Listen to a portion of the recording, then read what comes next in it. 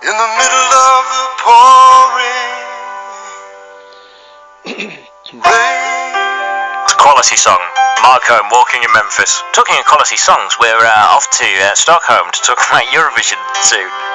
No, I'm sure there's a link there somewhere. It's BBC Radio Shropshire. 21 minutes to 8.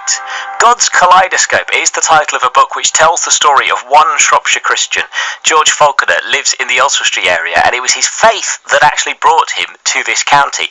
In the book, he's written about his life. He explains how it was also his faith that led him into the red light district in Amsterdam, of all places. He's been talking to our reporter Kate Tebby. I come from Dunfermline. It's one of the old capitals of Scotland. You can't tell. Oh, yes, you can. I haven't lost the accent. What was it like growing up in Dunfermline? Dunfermline is called the Auld Grey Toon, and it's very historic. Very early in life I discovered it's where Robert the Bruce is buried, and it's also where Andrew Carnegie came from. And you go and visit his birthplace and find out how he was once the richest man in the world, and we still have the old palace where the kings are ruling from. And Dunfermline is a large town, and as I say, it's best known for Andrew Carnegie. It's got a great big park in the middle of it that Andrew Carnegie bought for us, so often as a child you go down there, and schools would take us down once a year for the, we call it the gala, and you go down there with your teacher, play games and have a thoroughly good time. Your parents are Christians, were Christians. You were brought up as a Christian.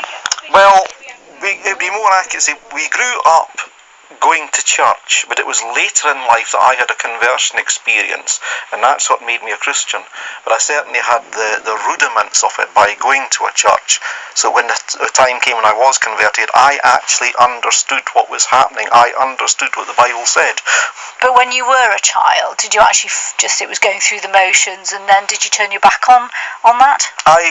It was going through the motions, and there was a point where I was thinking, I'm fed up with church, I'm sick of all this, I'm just going to give it all up. And it was really at that point that I had an experience whereby I went to a different church and heard things in a completely new way that excited me.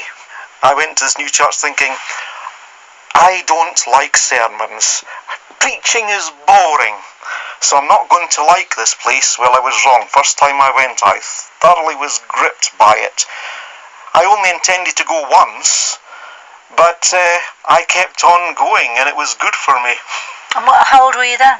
I'd be about 18. And was that the start of your, if you like, your Christian journey? Yes, it was. I actually met someone who came to the church.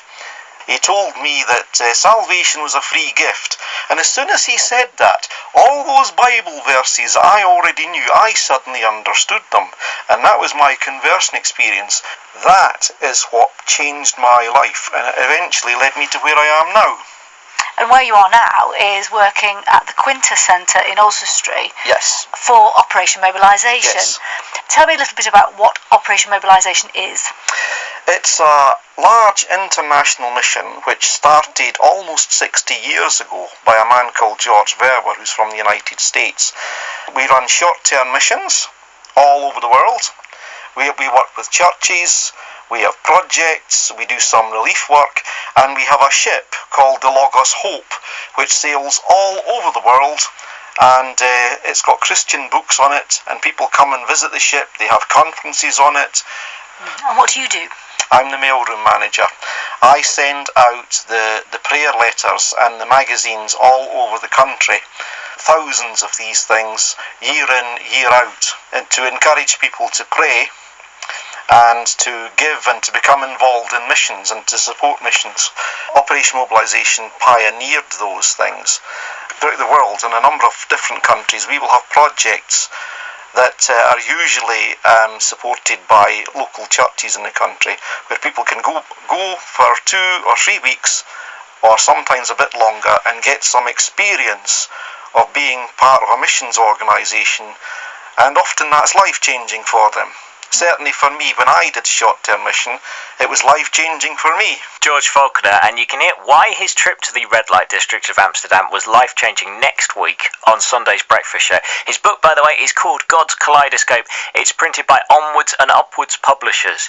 It's BBC Radio Shropshire. Take a look through these Sunday papers for you shortly. Claire Crackett from St Chad's in Shrewsbury is in to do that.